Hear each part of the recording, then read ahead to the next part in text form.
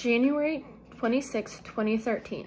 Elisa Lam arrived in Los Angeles. She had just come from Amtrak train from San Diego, and she was headed towards Santa Cruz as part of her solo trip around the West Coast. This trip was supposed to be a getaway for her from her studies at the University of British Columbia in Vancouver, where she was originally from. Her family had been wary of her traveling by herself, but the young student was determined to go at it alone. As a compromise, Elisa Lam made sure to check in with her parents every day of the trip to let them know where she was and that she was safe. That's why it struck her parents as unusual when they didn't hear from their daughter on January 31st, 2013, the day she was scheduled to check out of her LA hotel, the Cecil. The Lambs eventually contacted the Los Angeles Police Department. The police searched the premises of the Cecil Hotel but couldn't find her anywhere. Police soon released surveillance footage taken from the cameras at the Cecil Hotel on their website. This is where things took a turn for bizarre. In the hotel video, you can see Elisa Lam is in one of the elevators on the day of her disappearance, acting rather strange. In the pixelated footage, you can see a Lam stepping in the elevator and pushing all of the floor buttons. She steps in and out of the elevator multiple times, peeking her head out sideways towards the hotel hallway in between. She peers out of the elevator another time before stepping out of the elevator entirely.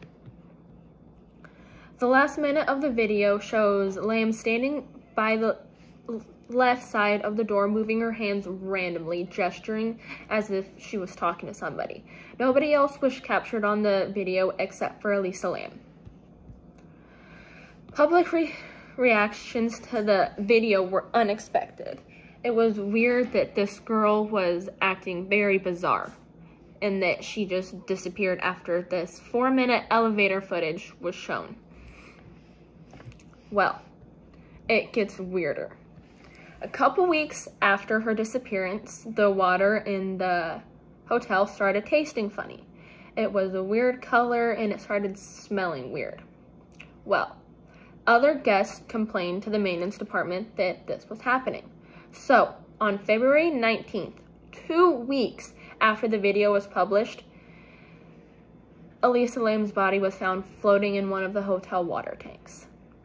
And the weird part about this is how big those water tanks are, and the fact that when her body was found, it took 4 firefighters to open the top of the tank. How could one small 21-year-old female open the water tank by herself and get in the water tank by herself?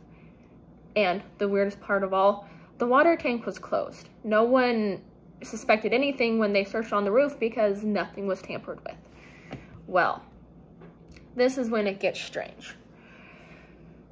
Nobody knows how her corpse ended up floating in there. She was in clothing worn in the surveillance camera, but unfortunately, the coroner ruled her death an accidental drowning. I don't get that. How can something like that be ruled an accidental drowning and not a homicide? The fact that she ended up in an area where she was not used to, on top of a building that you had to have access to from a key pass or a lock, or the only other access you could go up was a fire escape that went straight up and down. And they ended up ruling it an accidental drowning. Mysterious, right? That's what a lot of people think too, was this is weird, why did they rule it an accidental drowning? Well, her toxicology report confirmed that Lam had consumed a number of medical drugs, so they think that she could have had a psychotic break because she was on bipolar meds. But even being on bipolar meds doesn't create a superhuman that can open a tank all on her own. There has been no other information out about anything that has happened to her. They aren't reopening her case at all. They are sticking with the fact that it was an accidental drowning because she was on bipolar meds, and antidepressants.